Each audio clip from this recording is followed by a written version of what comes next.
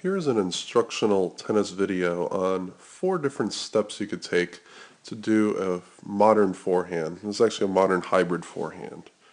I'm going to first play it in real time, and then we're going to go over each part separately. Okay, let's slow-mo each part. I'm going to play it at a different part in the clip.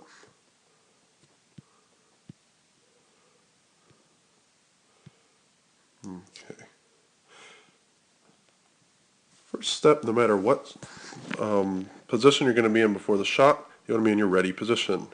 Ready position will have your non-hitting hand on the neck of the racket, hitting hand on the base of the racket, and you want your racket head to be your eye level. This will help you get more of that Nike swoosh stroke. The first step you're going to do is you're simply going to twist 90 degrees to your right, assuming you're a righty. So, holding with your both hands on the racket, you notice that my left hand is still on the racket head. I'm going to twist 90 degrees, and you make your knees slightly bent. That's step 1. So again, racket head straight. Step 1, twist 90 degrees. In step 2, you're going to bend your knees a little more.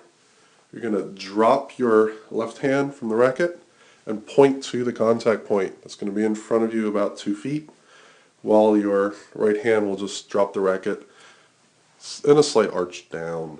So, left hand points. This is where you want to hit the ball.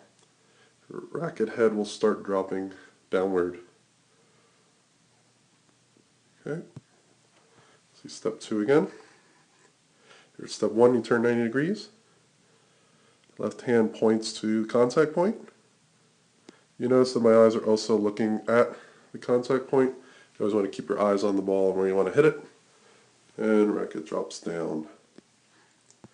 Third step is, once you're still pointing at the contact point,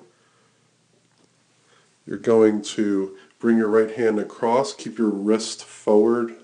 The wrist will be facing where you want the ball to hit as long as possible before the contact. And then you're going to move your left hand across your body, like so. Notice that my wrist was forward. A lot of people move their wrist to their side, and then you're not going to get enough forward contact. Racket head is a little bit low here. Probably would be better to have it a little more straight. And that's step 3. Step 4, you're going to take your racket, follow through, and you want to catch the racket with your left hand. There's a lot of differences you could do in the final here. I prefer catching with your left hand. You go so put your racket back like a backpack. So up, and this is the one where I did it to my left shoulder. So let's look at the slow-mo of all 4 of those steps.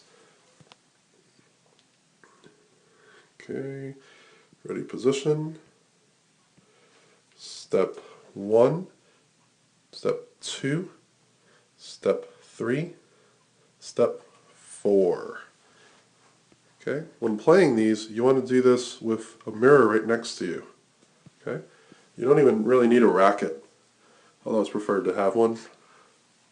Step 1, look at your mirror, make sure you're in ready position, just turn 90 degrees. Step 2, racket head down, left hand at the contact point in front of you. Step 3, keep your wrist forward, hit at the contact point. Step 4, follow through to your opposite shoulder or hand.